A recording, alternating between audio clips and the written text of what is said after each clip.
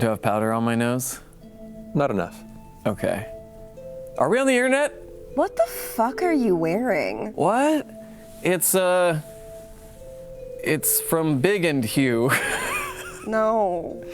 You don't like it? No. Well, look at him. I know Matt looks great. Oh, we're wearing the same thing. Well, now I'm wearing a much pornier version of that, but actually, you look more like you're about to like go get put in the ring. we look like two icons of sexual energy and Valentine's Day joy, right? Is that what you have on Valentine's Day? Is joy? I mean, some people. Sure. Tonight, the Mighty Nine meet the real traveler, fight some creepy monsters, and find Clay's family. We're gonna break it all down with my guest, Matt Mercer. Hi. Excited. I'm excited. We haven't done one of these in a while where it's just us. No. I think the last time we did, we were wearing robes. I think so. And I think it was right after campaign 1 ended, wasn't it? I think so. Think so, I keep yeah. track of what happens on the show, not on what happens here. It's valid. Kyle, we need someone to keep track of what happens here. And maybe don't tell them a lot about what that job's going to be until after they've signed the paperwork. All that and more tonight on Talks Machina. Pure Valentine's Day sex edition. Oh, Yeah. God.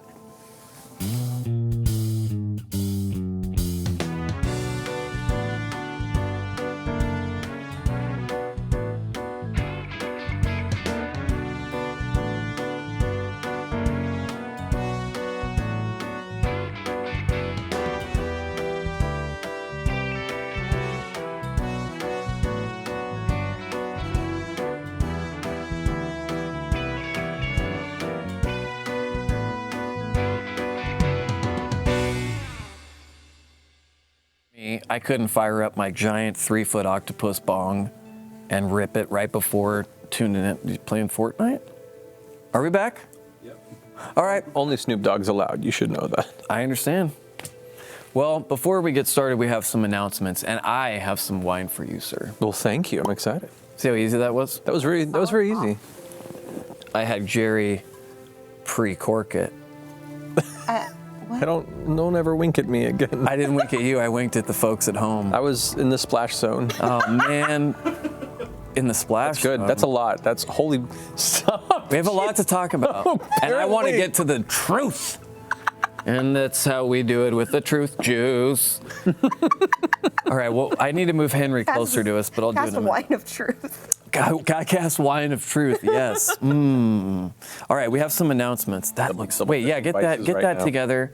Wow, this is distinguished as fuck. Beautiful. This is almost too good for this program, And you've Kyle. got your racetrack pants on. Hopefully the viewership is low tonight. This is too good for this. In case you missed it, Cinderbrush, a Monster Hearts story. Sorry, I drank a bottle of wine before this.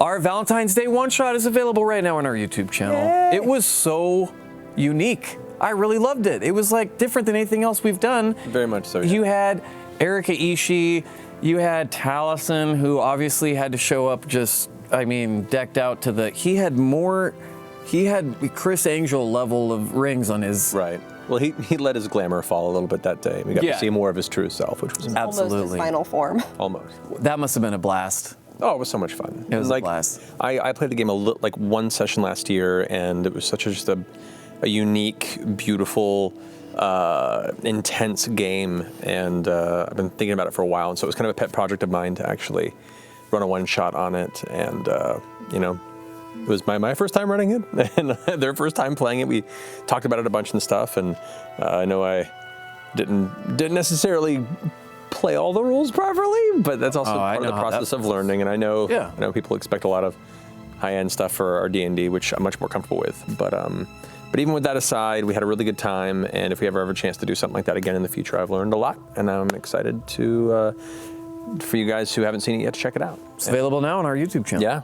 And it was our first time having Allie Beardsley play with us. They're College humor fame. Yeah, Yes. they are phenomenal. Been a fan of theirs for a while. We've met a number of times, and it was our first chance to actually get together and play together. And We hung out and watched, as part of like a pre-inspiration thing for it, we all hung out and watched One Watched The Craft. Solid. The classic. And then Jennifer's Body thereafter.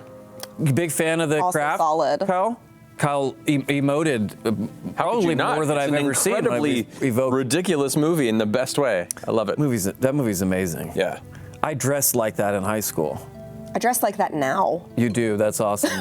I know. Marisha calls it my The Craft realness look. The Craft realness. Yeah. Oh, and then Jennifer's Body. What a great movie. I'd somehow Holds missed up. it. I'd somehow missed it when it first came Diablo out. Cody. Yeah. It was great. Yep. Good words. Jennifer. What's the Megan Fox? Megan Fox. Yeah, she's fantastic. phenomenal in it. But anyway, sorry. Married to Brian Austin Green. Can you believe it? Oh, your favorite. From that program. In today's brand new episode of All Work No Play, which is back for season 2, Yeah. Sam and Liam went ghost hunting with America's sweetheart, me. Nope. Laura Bailey, it says. Sorry. I read America's Sweetheart. I immediately think me. But no, it's Laura. I'm just letting the heart music play for a second. There it is. There The you VOD is available right now. If you're a Twitch channel subscriber, if you're not, you can click right here. Is that where it goes? Is that where it goes? Cool. You're Cool. getting good at this. I'm happy. Man. 3 years. It took 3 years. But my criminal record is clean and I'm doing good on this show. Perfect. That's all we wanted. Still can't be, they still don't let me into the DMV, which is weird. Can't even go in. You know, they just have You know signs what you posted did. everywhere. I know what I did. It's going to be on YouTube on Thursday on our YouTube channel, Sam and Liam Ghost Hunting. This one's hilarious. They found some real characters to go visit for the activities this season, let's just say. If you missed the Chainsaw Art episode, go to our YouTube channel. This is Chainsaw Art. That's how it works there. Yep. It's the universal sign for. If you ever see me doing this in charades, it means chainsaw art. You know what I mean? There's a lot of like. It's important to. Yeah, this one goes really well. Action. when you really good at chainsaw art, guys. Yeah, that one probably is bad. Also, to let you know, speaking of Chicago, we weren't yet speaking of Chicago, but we are now. We still have some autograph and individual photo op tickets available during C2E2 if you'd like to meet us next week in Chicago. Hell yeah. I'm looking forward to it. I've been to Chicago in a minute. I've packed my warm clothes. Good. Kyle says it's going to be cold, and he says that I appear to have what seems to be no constitution. So he says I should really There is bundle that. up. Yeah. Said he wants to see me twice my size. be fun. I'm ready to get some famous a cheesesteak. That's good. We're gonna too. get cheesesteaks, right? I've been Googling, not having a lot of luck. We're gonna have to go on word of mouth. Okay, there you go. You know, Chicago, the cheesesteak capital. Looking forward to it. Looking forward to it. We have a live show coming up. Friends of ours, Rivals of Waterdeep, they have a live show there as well. If you guys are not busy for that part of the con, go check out their Hell show, yeah. which is awesome. They're good people to tell awesome stories. 2 live shows of D&D in one weekend, I'd explode. Yeah, well, that you would just be might. so fun. You just might. You're probably, because you would see a lot of the same folks at both, and you'd be like, what's up, dude? You got hella drunk last night. Yep. That was awesome. There's a lot of community crossover there, which is awesome. Yeah. All right, C2E2, still some tickets left if you want to take your picture with Matt Mercer and, you know, maybe just gaze at his beautiful hair, and hopefully the AC's on and it'll be blowing in the wind. All right, let us, without further ado, discuss episode 95 and some others of Critical Role Campaign 2. Oh, this episode is like me, blessing in disguise. You did.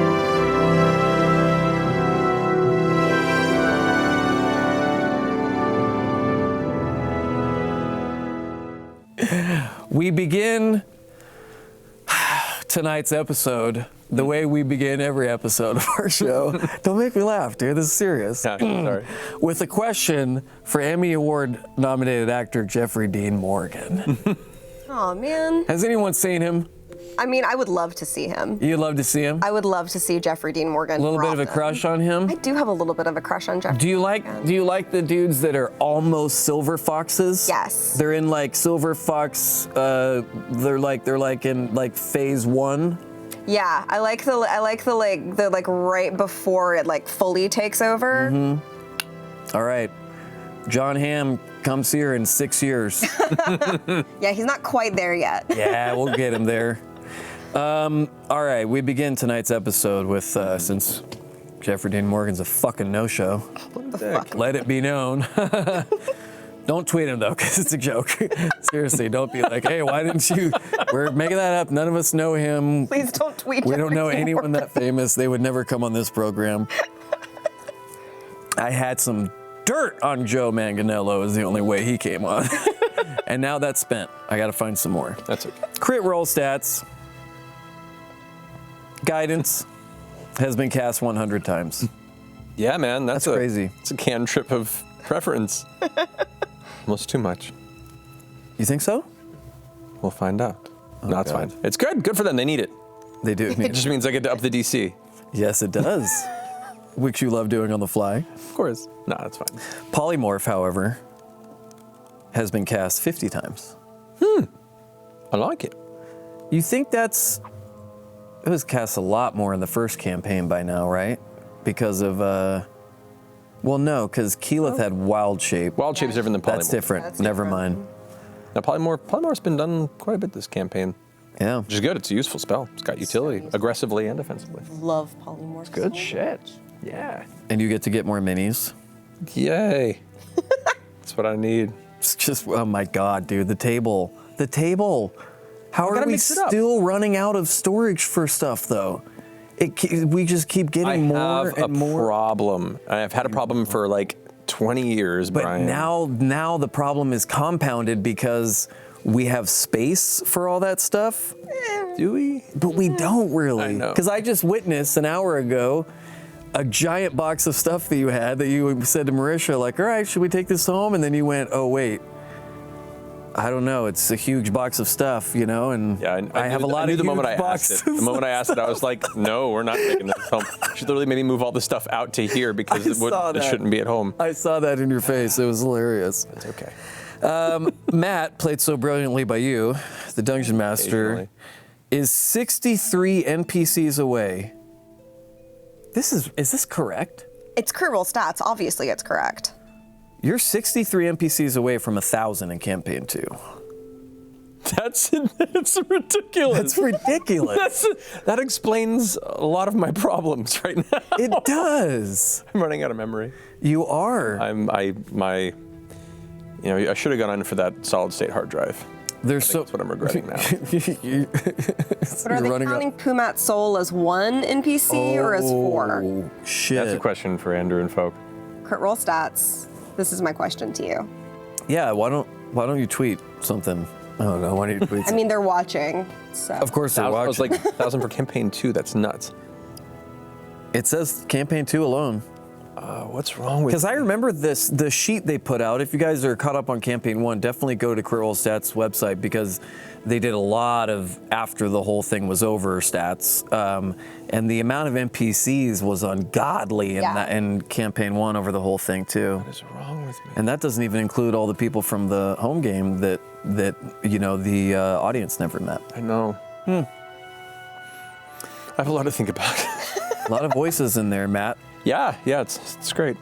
Use a different one to answer each question tonight. Our first will be. You don't want that, but don't, I'll do it. Don't. Okay, do it. Can we afford his rate as a voice actor, Kyle, for this find show's out. budget? No, that's a big no. All right. Yes? Answer them as lovable, just Matt then. Sure. Angela Mondragon wants to know. Hi, Angela. That sounds like a real name. It's too cool to be a name. I've met some people with really cool names. Really? Like Taliesin Jaffe? Yeah. Made up. Do you know what I found out he's named after? Merlin. Merlin's real name was Taliesin. Yeah, it makes sense. I didn't know Merlin's real name was Taliesin, did you? Taliesin is Merlin. Well, oh my God.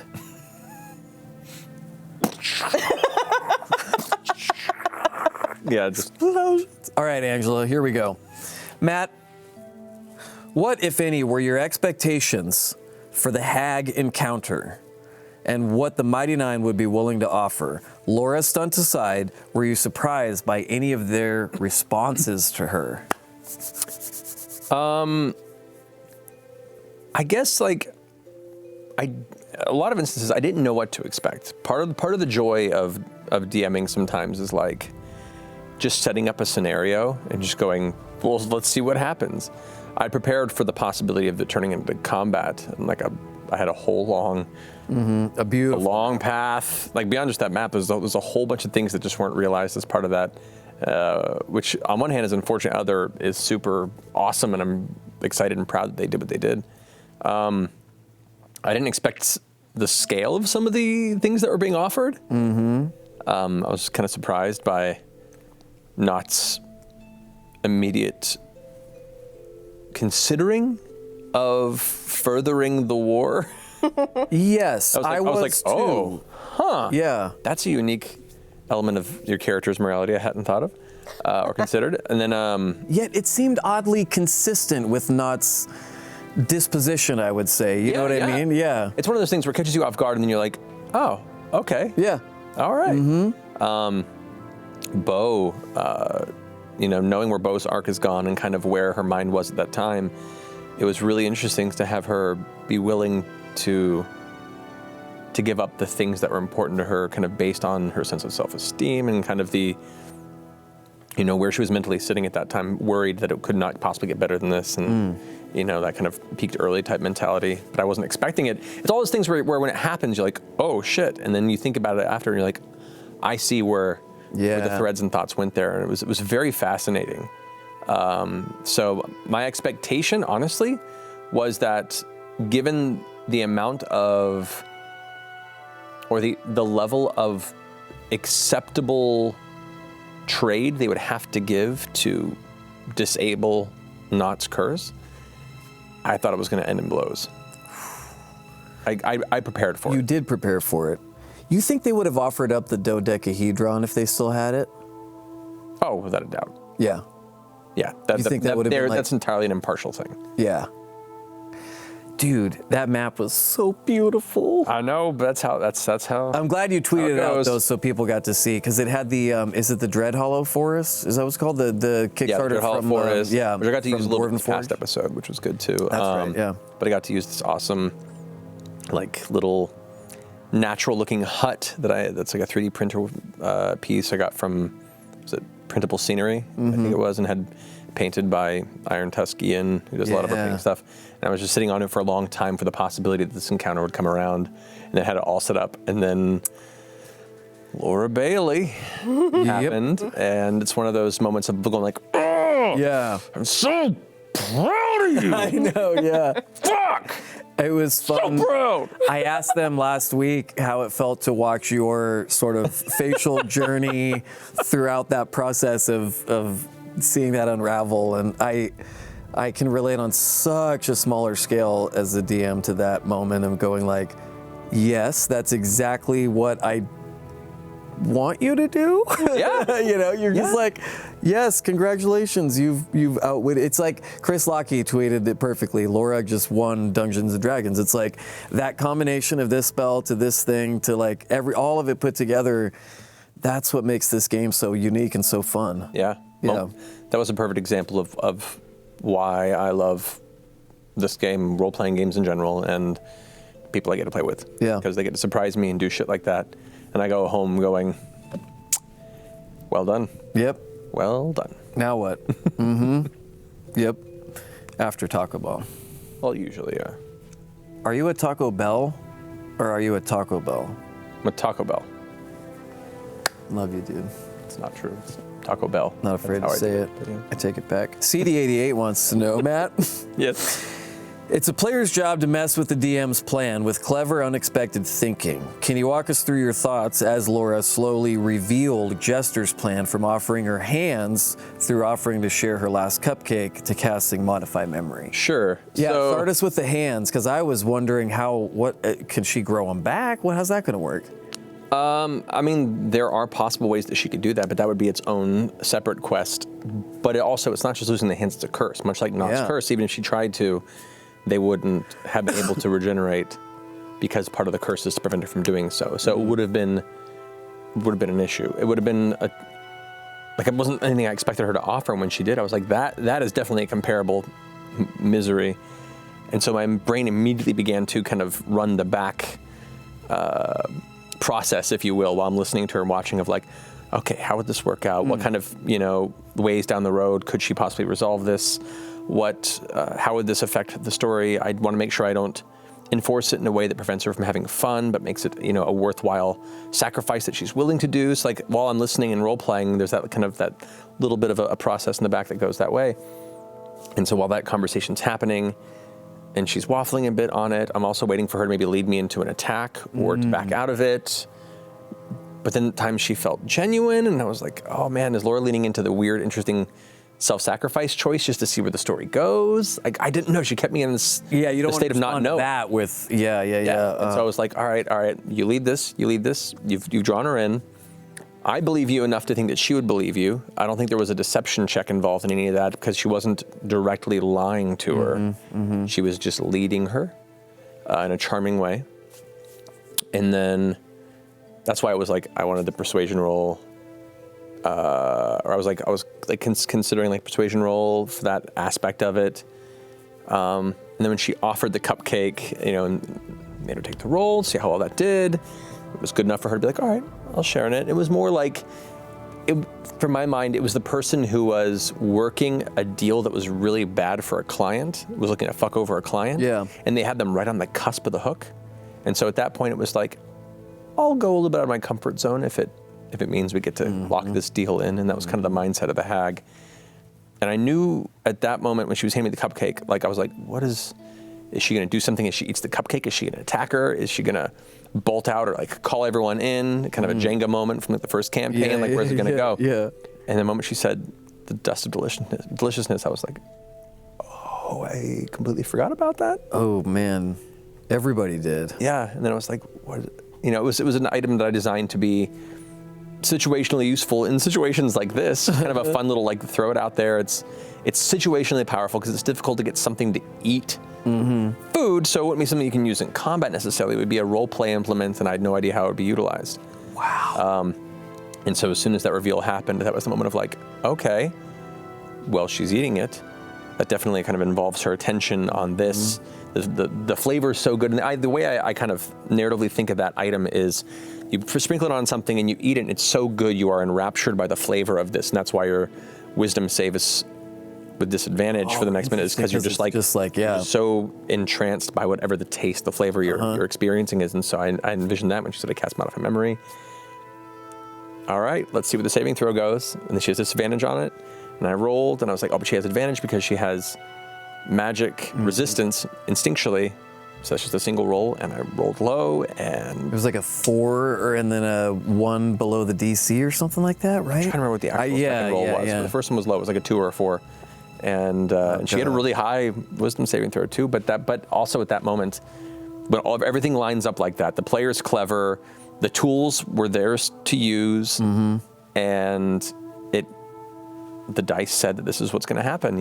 I could be a dick and be like, no, I'm going to force it in this scenario, but that's not how I enjoy the game. That's not how anyone enjoys the game, and you want to reward the player for being clever if the dice work in their way. Right. And it was like, all right, cool. Well, this is how it goes. What do you want to modify? And then when she told me exactly what she did, and it goes against, and it says in the spell, like, if you tell someone to go against their nature, the spell might be a little wonky. And I'm like, this didn't tell her to do anything against her nature, but it definitely left her like a little confused. Something's not right. This seems a little strange, but that doesn't mean that it prevented her from relieving the curse, which she did as part of that in the moment. And we'll see what, if any, ramifications there are down the road. If anything, might be like a end of campaign wrap up type question scenario, or if I get feeling funny, I could always bring it back in if it makes sense. But if I get feeling funny, he says, and he shifts in his seat. If I get feeling wiggly. Yeah. So that was kind of my thought process from point to point to point, and once again ended with just being really proud. Hell yeah. You not only tricked the NPC, you tricked me, which is something that I relish. Yeah.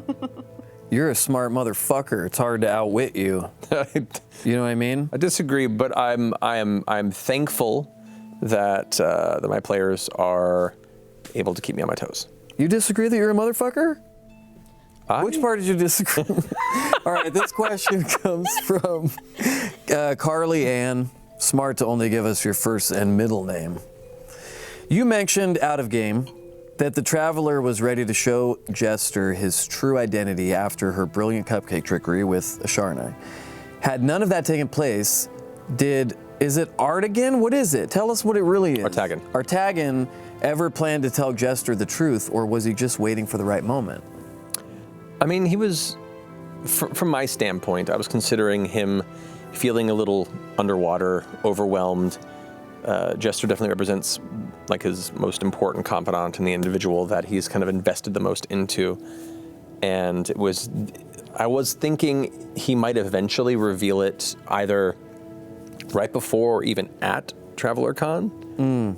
Like I had in my head, there's a possibility that like everyone shows up there and it is a fire festival type scenario where nothing's set up and it's just absolute shit. And everyone's like, what's going on? And then he pulls her aside and is like, okay, so this is really what's going on. Fuck, I need your help, type scenario. But after that, from my perspective, I was like, no, that is a show of cleverness that he would take as, okay, maybe she can help me. Wow. Beyond what I've already asked of her. Right. It was just the type of trickery that really impressed him and made him feel like I can trust in her now with this secret, and maybe together we can do something really, really interesting and cool. Looks like you're having fun role playing him. Oh yeah, he's a blast. Have you been I've been waiting for this, to man. get to it? Yeah, he was a blast, even for the small snippets in campaign 1. And he's just such a fascinatingly weird and chaotic individual. Yeah. And it's a great mindset as a person that is extremely conscientious of things and people around me, and have my own insecurities and weirdness. It's fun to step in the shoes of somebody that just does not give a shit for a lot of scenarios, and just it is impulse based and has a very strange outlook on life and the world around them as just their kind of sandbox. Yeah. Essentially. Yeah. So he's me on this show. Yeah. With better hair.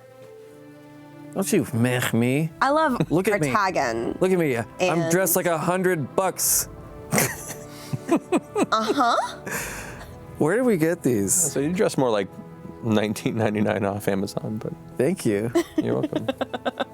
Yeah, I'm pretty sure that was like a couple bucks at the 99-cent store or something. Chris had a hell of a job getting a microphone on me in this thing. Yeah. I kept taking it off. Hey, Matt. Somebody did. You're not going to believe this. This person also has a question for you. What? That's crazy. Yeah. We'll get to you in a second, Sam. It's from Les Brennian. Yeah.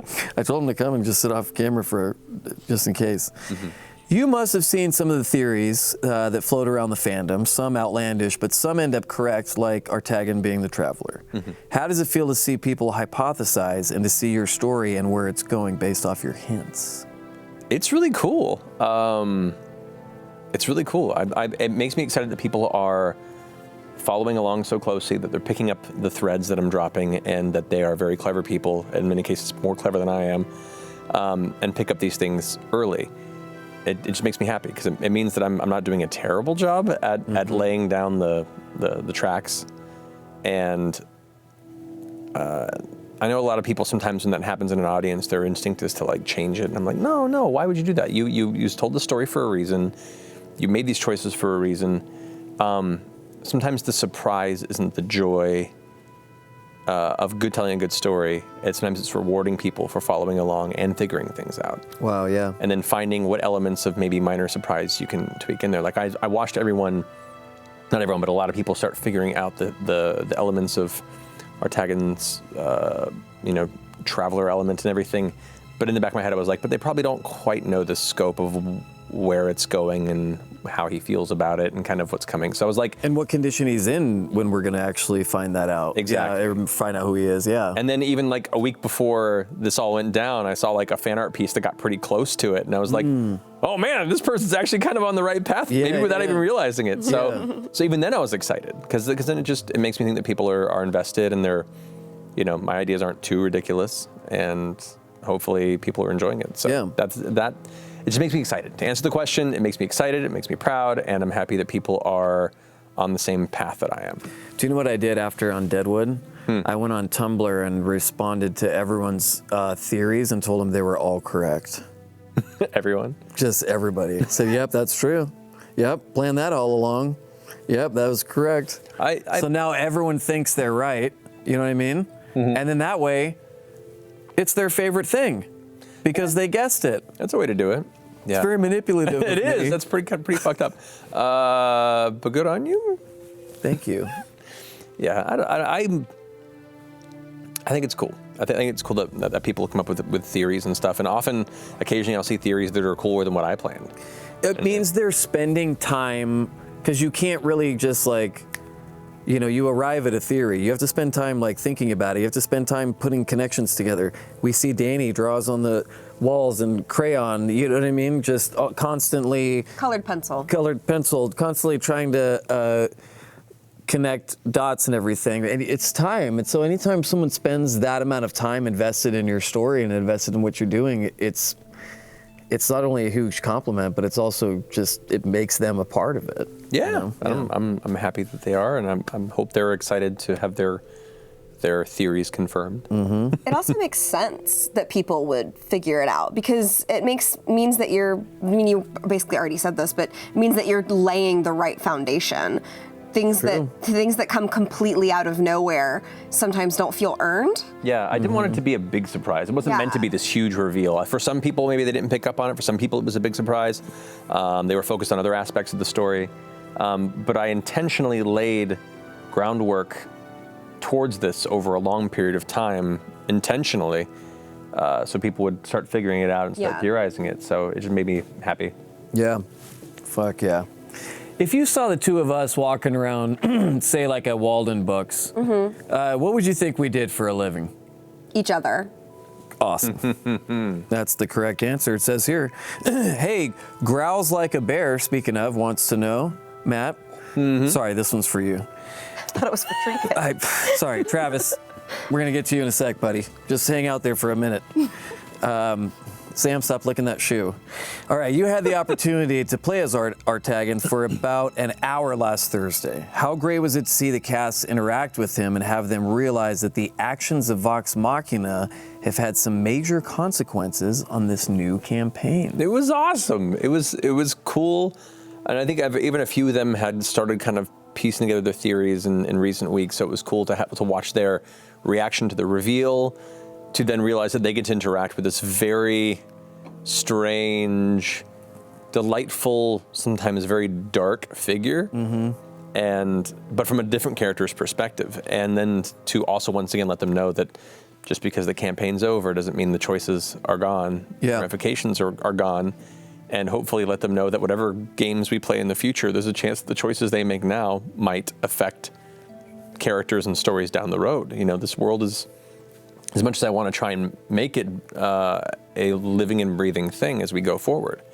And so depending on how their characters interact with the world, the choices they make, the things they get involved with, they may not realize the long-running ramifications of their decisions. Be careful whose bed you poop on, is what you're saying. Oh yeah, no, season 3 of Critical Role, there's going to be nothing but angry Duragar. Just demanding clean bed sheets. It's going to be a whole thing. 40 years later. Yep. Oh, God. I've been saving it. I have a whole series of stat blocks ready as a whole. Yep. It's always ready to go on his sheet over here, just like underneath. Emberhold has been building an army to hunt down Scanlan Shorthauled. That's hilarious.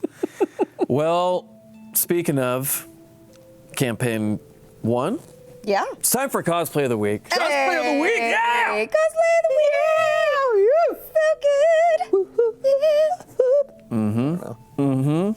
So good. All right, our winner for this week is me for playing guy you definitely avoid at the orgy because it's his first time. I don't know. So good. Come on. Sorry, we're going. Yep. Our winner was And the sent satin top in. is pretty good, too. Yeah, thank you. Our winner was sent in by Jenna Metcalf. Casualty _ cosplay on Instagram. Photo by Emma Metcalf. Emma _ Metcalf 10 Other way. There it is. on Instagram. Let's take a look. Oh, that's amazing. So good. Now, where do you live? Where is that? I want to live there. It looks like it's the forest with snow. It's such a fun interpretation of that costume too. Yeah, It's yeah. so good. I agree. Color choice, great pose, great photography. The angle's dynamic. The lighting is great. Makeup's tight. Oh, hell yeah. That makes me so happy. It's got all the right So good. elements. All the right elements of a winner. Well done. Well done, everyone. Man. It's hard to pull off. That's why you win this Purple Heart Dice tray. Woo! Dice Vault, not Dice tray. Vault. Sorry, I said that. I was so distracted by how good it smells. Smell your wormwood. Oh, God. If you got one, use the hashtag on Twitter, Instagram, Tumblr. I don't give a fuck. We want to see it. Smell it, take a picture, tag us, tag Wormwood, just for fun. Just for fun. Yeah. What does it matter if it's not for fun? That's a good one, dude. It not only looks purple, it smells purple. It's very purple. It's so purple, you guys. You can enter our weekly uncomfortable. contest by visiting critroll.com/submit. I slash on the other one. Rules for our contest are available at critroll.com. That's a great website. You been there, Occasionally. Danny? Yes, many times now because recaps are on critroll.com. Yeah. Critical recap. What did I just say? It's on critroll.com. It's confusing because Have it's. another glass of wine, Brian. I can't. I've had 9. That's my cutoff. I have to drive my Vespa home. All right, Matt. This one's for you. Laura, sit down. M. Busutil wants to know, that's not it. Busudal wants to know, I don't know. At the start of the campaign, everyone talked about generally trying to keep the two campaigns separate. Did you hesitate to let Laura play a cleric of a significant campaign 1 NPC, or did the slow burn on the reveal and the change in his situation make it different enough to be fair game? When I wanted to keep the campaign separate, it was less about like no connections whatsoever. It was more about I didn't want them to play like the children of Vox Machina. I didn't want it to lean so heavily into the previous story and their characters that it was a very visual continuation of the previous story. I wanted it to be something that was unique and special to its own narrative. When she brought up wanting to bring Artagan into her character, I felt that was a distant enough and only situationally attached element to the previous campaign, and the way it would be involved in this story would have really nothing to do with Vox Machina beyond the inciting incident of his freedom from the Feywild. It was enough of a thing where I was like, this won't directly tie Vox Machina into their narrative where they are now intrinsically bound and it just becomes a continuation of Vox Machina's story. It's a choice that they made, it's an action they took, and beyond that, it is its own unique story that is more Jester story. It is the Mighty Nine story. Yeah. So yeah, very much so. I felt that this was enough of a separation that it was not just in line with what I wanted it to be separation-wise, but it was a fun opportunity to take a character that only got a couple glimpses in the first campaign that I really enjoyed and give them the opportunity to be more involved and more invested in whatever this next story is going to be. Did you have anything in mind as far as like a timeline of when you thought this sort of reveal would happen in the campaign? Did you think it would be sooner than it happened or further along? I didn't know. I think I based a lot of it on Jester's interactions with the Traveler. If she began to ask more questions, if she began to grow more curious about him in particular, like maybe more of it would tease out, but Laura plays her very fully invested and trusted, and so there wasn't a lot of questioning beyond just his occasional lack of response, comparison to where like they began the relationship. Right. It could have been later. I figured at the very least, Traveler Con was probably going to be the reveal if it didn't happen sooner. Right, yeah. I love that it's Traveler Con now. That wasn't even the intended. I was going to ask you that too. Like, what were you going to call that before? I don't know. I didn't like Jester versus the volcano. possibly. Good one. Whoa, Danny said good one. Yeah. Oh my God, you Crit roll stats. Broken That marked clock. the first episode. broken clock. I've complimented you like 3 times before you've over the been here since 142 episodes of the show. Yeah. Good God. Anyway, sorry, Matt. Go ahead. No, but like I didn't have a name for it. Like if I were to consider, if you were to present a title for it, it would be like the Gathering of the Travelers or something that was more like pompous and given an intentionally ridiculous poetic flair to it. And then Traveler Con happened, and I'm like, yeah, sounds about right. Best laid plans. And now it's a hoodie. Available at shop.critworld.com. Jesus. Yeah, it's very weird. All of it is very weird. I don't think we have a thing for that. That's okay. That's for the best. Nothing weird about what I just did. However, this question's for you. Sam fell asleep and Laura's drawing dicks on his face now. LK Athis wants to know, even when following an individual character's plot threads, you and the cast seem to hit on development beats for other characters, such as the Artagan reveal to Jester while going to the menagerie for Clay. Is this a conscious and purposeful effort on your part? Does it develop naturally, or is it a mix? I think it's a mix. Yeah. In my head, I think what would be an interesting path for this NPC to go, whether or not the players get involved. You know, I don't want to leave it. I don't want it to be that everything is directly based on the players' choices. The world continues whether or not they interact with elements. So I loosely have ideas of like, it'd be kind of fun if it went this way, or like, it makes sense that this would happen. It's like when you said the war is going to happen whether they get involved or not. Yeah, and I've honestly expected them to not get as involved. I thought when the beacon fell in their lap originally, and they gave it away, I was like, okay, well that thread's done. Yep. Or if they got the beacon back, I was like, they'll probably be keeping this out of the hands of anyone in the war.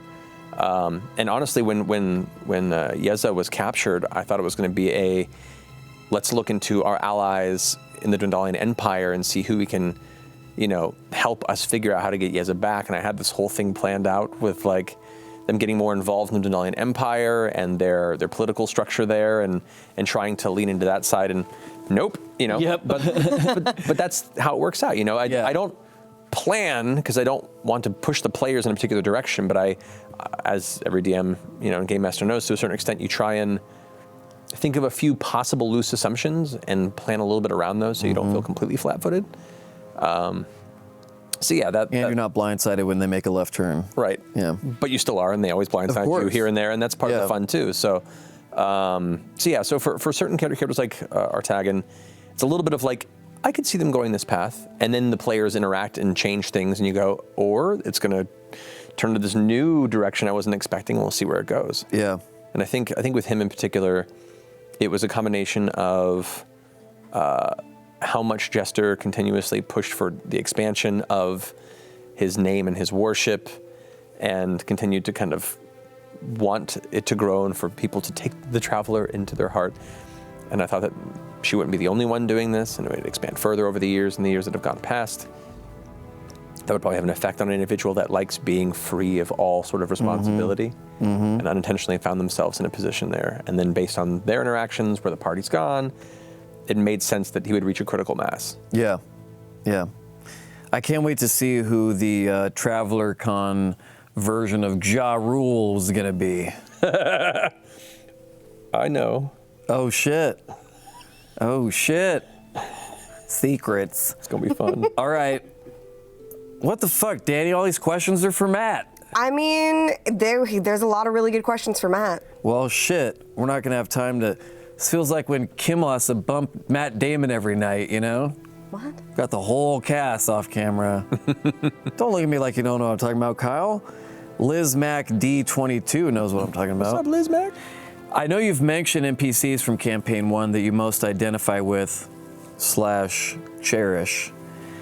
Now that we are all well into Campaign 2, who stands out for you as those NPCs so far in this campaign? That's interesting. Most cherished / you identify with the most? Identify with the most? I mean, Allura, but that's both campaigns. Yeah. That's not fair. We knew that's not what you're asking.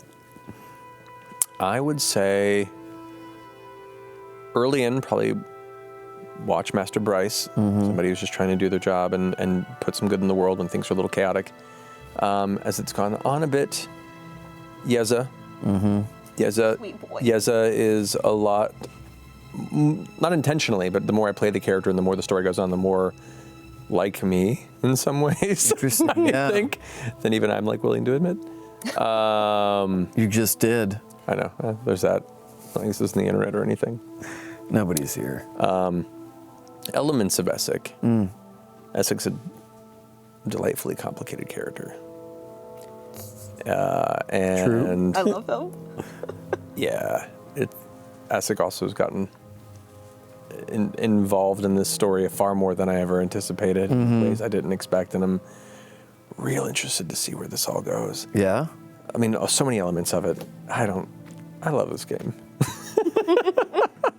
It is it's so different too, because we were just talking before about our little home game that I'm playing, little home game with 53 players. But it is interesting because you do, we've been on this one for over a year and a half now. And so you go, God, it's so much different than what I imagined where we'd be at right now and all those different things. That's why I always like to ask you, like, how did you picture it this way or that way? Because it always ends up so much different, always ends up so much better, because it's like any other kind of creative thing. When you add more really talented people to the mix, they bring their own thing, and it makes it evolve into something totally different. Yeah.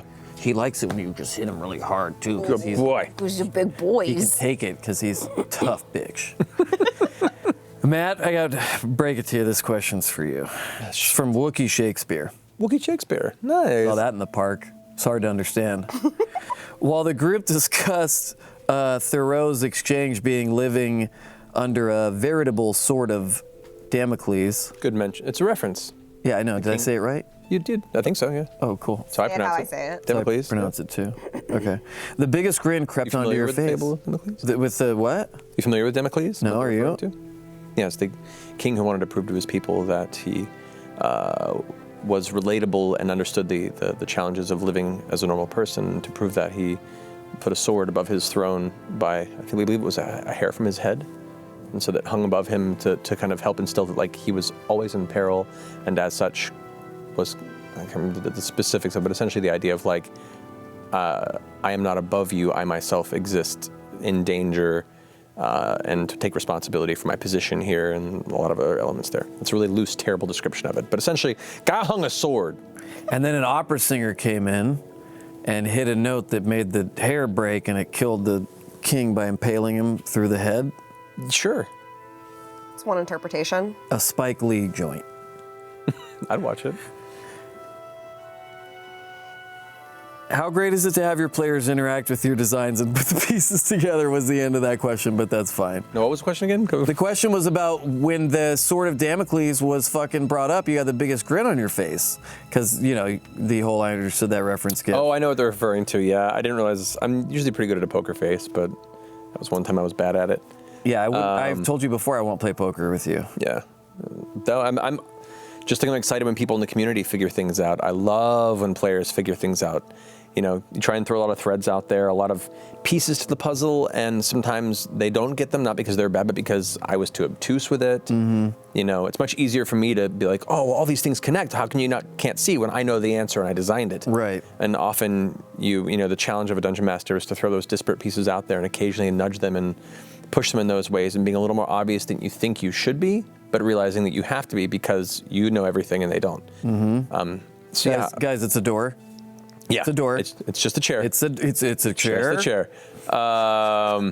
But yeah, no, it was really exciting, and especially with the more out there concepts that we were dealing with when it came to Fate and Misery and Isharnai and the deals that the Lionettes had made. They began to piece through some pretty accurate things that I thought, too overt with. Mm-hmm. So it just made me excited to see that they were following the right path in some ways, being like, all right, well done. Mm-hmm. Well done. Thank you for coming along. Proud parent after the soccer game. Yep. This one's from Tessa Weidenhofer. Matt, Artagans seem to have strong reactions to Ford and Caduceus compared to the rest of the 9. What caused them to stand out to him, from what you can say? As an entity that comes from the Feywild and has existed in a space that is a similar sphere as Melora, the Wild Mother, mm-hmm. but does not necessarily subscribe to the idea that this one entity should represent all elements of nature, bridled and unbridled. And in a sense, his existence, even in his own point, is kind of a mockery of religious faith. Yeah. That he unintentionally began to become a symbol of. He could sense that in them, and through the travels and such, and just felt it uncomfortably close to his zone of comfort and interest. You know, the goddess of nature that is a true god, and he's sitting here, a Fey entity that came from the Feywild, and a lot of his personal powers and influence kind of still fits within elements of nature and Fey and the world outside of civilization. And so yeah, that's the thing for him. It was less that he was bothered by them, but more they stood out because they represented things that were in similar spheres and that he didn't necessarily agree with. Yeah, makes sense. You know, he's hypocritical in some ways, fully. Yeah. I love the gods of this campaign. Fascinating motherfuckers. It's interesting. It's interesting to play with divinity in a role-playing game. And I don't know if I'm doing it right all the time, but I'm definitely trying to find some interesting beats and discussions and explorations of what faith in the divinity means to certain people and that kind of an idea. What they're willing to do, you know? Yeah. What they're capable of doing, yeah. And how different gods and different perspectives and different spheres could be seen as a very, very different type of lifestyle to be lived, and how it kind of changes and formulates those elements of society and the people that subscribe to it. But anyway, I'm just tangenting. Sorry. No, tangent on this one, because this one's really good. This is from the Hex Lesbian. Chaos isn't inherently good or bad. How do you deal with the morality of characters such as Artagan? I've known people like that. Yeah. I have real life examples of it. And also, though I do not subscribe to chaos, I do have a very deep sense of values and morality and what it means to be good.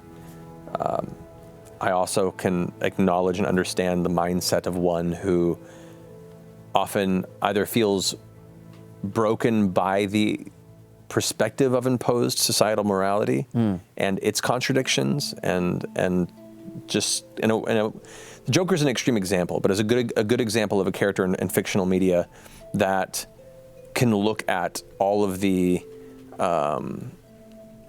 broken ideas of structured morality, of universal morality, and says, fuck it, I'll do whatever I want to in any given moment, and just the impulse is all that matters. Yeah. We are animals, we are beasts, and all this other structure means nothing. It is a distraction. Why are we not all doing what we want right now? The world is ours to destroy and do with what we want to, yeah. And I definitely don't agree with it, but it's a fascinating place to mentally live within the character. That's how I treat a Sizzler when I go to it. And then taking a character who's always lived that way and then giving them responsibility. Something that inherently contradicts who they've always lived themselves to be. And that's what really entices me about the Artagan narrative and what him and Jester and what we're going into now is how does that happen? When is the person that enjoys having no responsibilities do when they have a kid? Yeah. You know, Yeah. that kind of a feeling. Yeah. And so, or has too many kids and they don't know what to do with too many kids. And oh God, this was a bad idea. Why did I do this? How did this happen? Help me. Yeah. You know. You can throw them on the back of the train like my folks did with me. Sure. Hey, it's time for fan art of the week. Yeah. Yay, finally. Finally, what do you mean? We're having a wonderful discussion here about Art Dad. Art Dad. He winks. He does wink, and it's adorable. This week's fan art winner for Campaign 2, Episode 95 was sent in by Cheyenne at Chrysius Wicks. Let's take a look. Aww. Pretty. I love this style of art, too. It's fucking gorgeous. Colors just pop on that. I know, man. Look at that. Love all the fireflies. The line art on that, like all the consistent, smooth lines. Everything has a texture to it. I love it. That's awesome. Look at the freckles. I love that. I love that he's in a dynamic position of dominance, and yet his face and physicality is extremely submissive. It's very unique. Like the eyes hands. are crazy. Yeah, I love it. Both of them. Wow. Well done. Well, fucking done. Beautiful. Well, thanks everyone who submitted. Thanks to you, Cheyenne. You have won this Purple Heart. Dice Vault. This is one of my favorite. I might have to get a big tray of this because I like it. It's one of my favorite smells. Cheyenne, you might get nothing. I want this. All right. You have to Don't worry, Cheyenne. I do We'll have send to it to give- you. We'll get it. Yeah. Well, you can enter our weekly contest by visiting critroll.com. You do it. No. Do it. No. Do it. No. Camera's on you. I'm not going to ask another I will question. sit here and stare into the camera. I'm not doing this. Slash. Thank you, Submit. Matt. Thank you, Matt. I refuse. Rules for to our be contest. part of this. critroll.com. All right. Got another question for you, Matt. Believe it or not. Bless you. That's a question. This comes from _Dexty. So Dexty? Traveler was surprisingly willing to show his face to the rest of the Mighty Nine. Did this come from Jester's supportive reaction to his reveal, or does he just really not care what they think of him? Both. Okay. If that makes any sense. Absolutely. He doesn't give a shit about them, you know, other than the fact that they are important to her and they are useful because they are important to her. Does he care if they are recruited to his, I don't want to say cause, but No, he doesn't want anybody else recruited to his cause he's right like, now. It's fuck already, it altogether. He's already too much. Right now he's more invested in them as utility. I think. Yeah. And he pretty much said that. So yeah, I think it's a combination of both. They mean something to Jester means something to them, and as such, I guess that makes them important. It also makes them useful, and that's about the extent of it so far. If it develops more, we'll see. They've only recently had any sort of personal interactions, and it was very much a conversation of, who are you? What have you done with our Jester? We don't trust you. What are you planning? It was a very tense and kind of verbally standoffish kind of sparring match in a social space. So you had he to has- anticipate that though, because they were so sort of curious. Yeah. Of course, yeah, I anticipated it, and it was fun to play out. Cool. Yeah. I don't know how they were going to react to it. You know, some of them I was like, yeah, that makes sense. Some I was like, oh, that surprised me. But yeah, that's where he sits now. We'll see if it changes or develops as we go. Do you think anybody would attack him? Do you think anybody was going to try to just No. attack him? You didn't think Travis, just for fun? I mean, Travis. There's always a slight chance Travis is going to do that anyway, just because he's ridiculous. It's true. He is an agent of chaos in the same way that Artagan is. Ronan did something the other day. I can't remember what it was, but he did something like, not daredevil-y, but like he did something a little crazy. And Travis was looking at me like, I don't understand where this kid. I'm like, you don't. Wow. Yep. Yeah. Genetics, man. I wonder. This one's from Red Idol Mage. Red Idol Mage. That's cool. Taking the large families of Talison's characters and making them suffer is a recurring theme. How long has the idea of them being turned to stone been in your plans? Look, I work with what I'm given. I understand. When your party of characters hands you largely tragic backstories revolving around their parents, I'm not going to deny that. I just have to find a creative way to bring it into the narrative that hasn't been explored in other stories we've done. Taliesin gave me Caduceus' background about a family that piece by piece left off and never came back. And I'm like, well, there's a few ways I could go with that on multiple different scales of tragic. I figured this one was thematically one of the lesser tragic, weirdly. Yeah. And for me, it was just trying to come up with a narrative reason that makes sense as to why they would never have returned, but was more complicated than just they died. Yeah. They didn't survive. You know, to me that's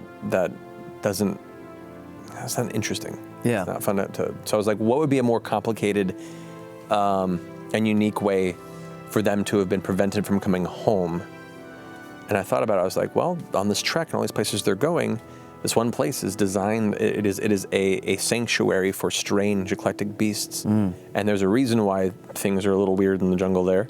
You know, this kind of gorgon, more than a gorgon, I guess you could say. A Morgan? A Morgan, if you will. Oh no. We got there, Danny. Is not a typical resident of the Oasis by any means. or they would have been ready for it. So for me, it was like, okay, I've also never been able to use a Gorgon really in a campaign before, so I was excited to bring something like that in. Yeah. Give it my own spin. There's narrative reasons why it's a little different. And it allowed me to bring in petrification as a means to keep them where they all got to the certain point and then couldn't escape. And the next people came, tried to help, got stuck, couldn't escape. And it was just kind of this chain that continued until they got there, and we'll see what happened. Kind of like LAX. Yeah, essentially. It was my biggest inspiration. You were sitting in the loop one night and you went, I've got it. For 2 hours. I am the clays. Yes. I am. And it was funny, people have made the connection like, oh, I get it, stone. That was the last thing I thought of. I was like, after really? I'd planned everything out, and I was like, oh, and it's the stone family. Yeah. All right. I know, right, Henry? Henry understands. Whoa. So yeah, that was purely coincidence at the end of my thought process, and I was like, that's dumb. Stone just keeps being just a giant coincidence in this campaign.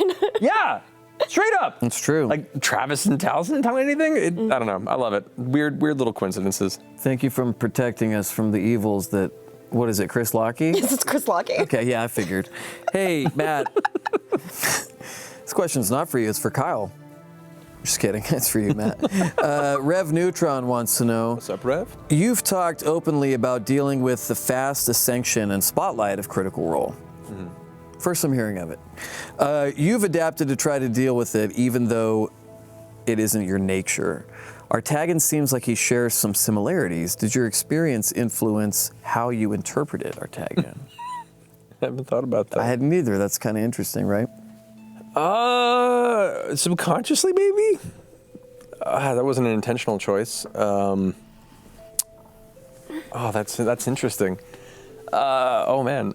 First live show felt like Traveler Con, didn't it? Though? Yeah. I mean, is this going to work? It's all so weird. I could see definitely the threads between them that seem similar. I, however, kind of understand the responsibility. Mm-hmm. And while it may not be a responsibility that I asked for, it's a responsibility that I'm willing to take on and do the best with. Yeah. I don't think Artagan feels that way necessarily. Right. Yeah. So we're very divergent in that way. But also that's actually a pretty interesting parallel to draw, where you started doing something because it was weird and fun, and then it became something far larger than you expected, and the weight and reality of that responsibility and what it's becoming outside of your control, the growth and the spread of it becomes something that is far larger than you ever anticipated, and you have the choice to either rise to the occasion or eject. And Artagan's right now on the path of trying to find a way to eject. Yeah. And me and all my compatriots here are desperately trying to rise to the occasion. Yes. And not able to catch up, it seems. We try.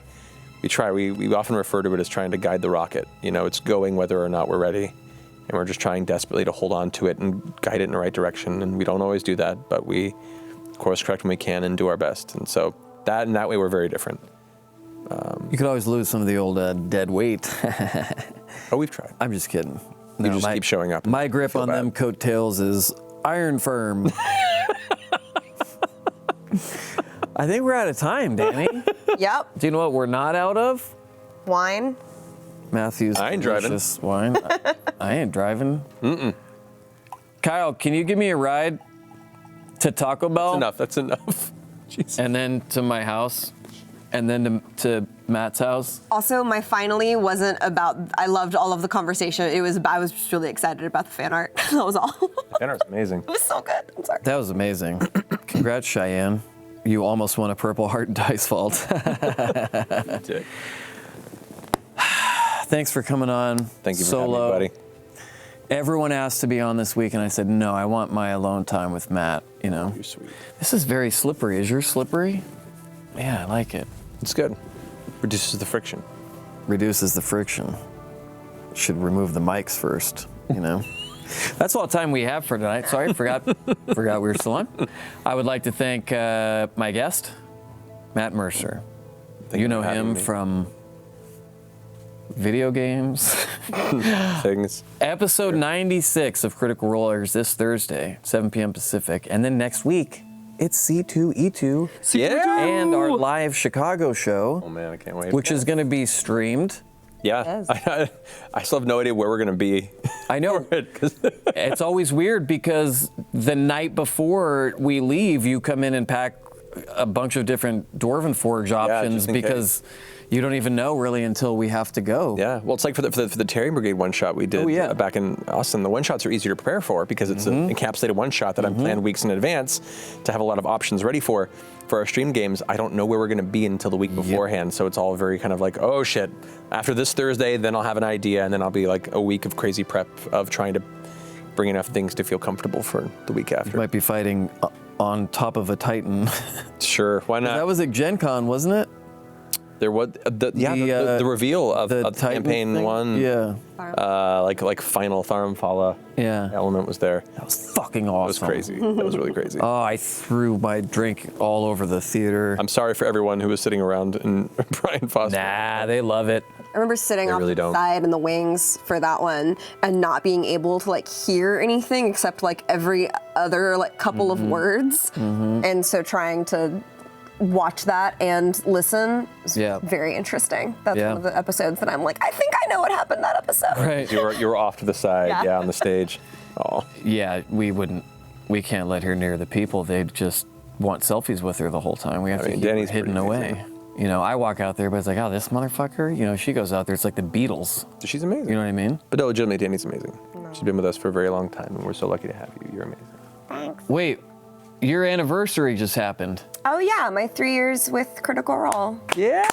Danny Carr, 3 years. Hey. Who would have thought she'd put up with us? Literally, I'm not making a joke. Well, no. Congratulations. Show Danny some love. She's amazing. She does everything here, literally.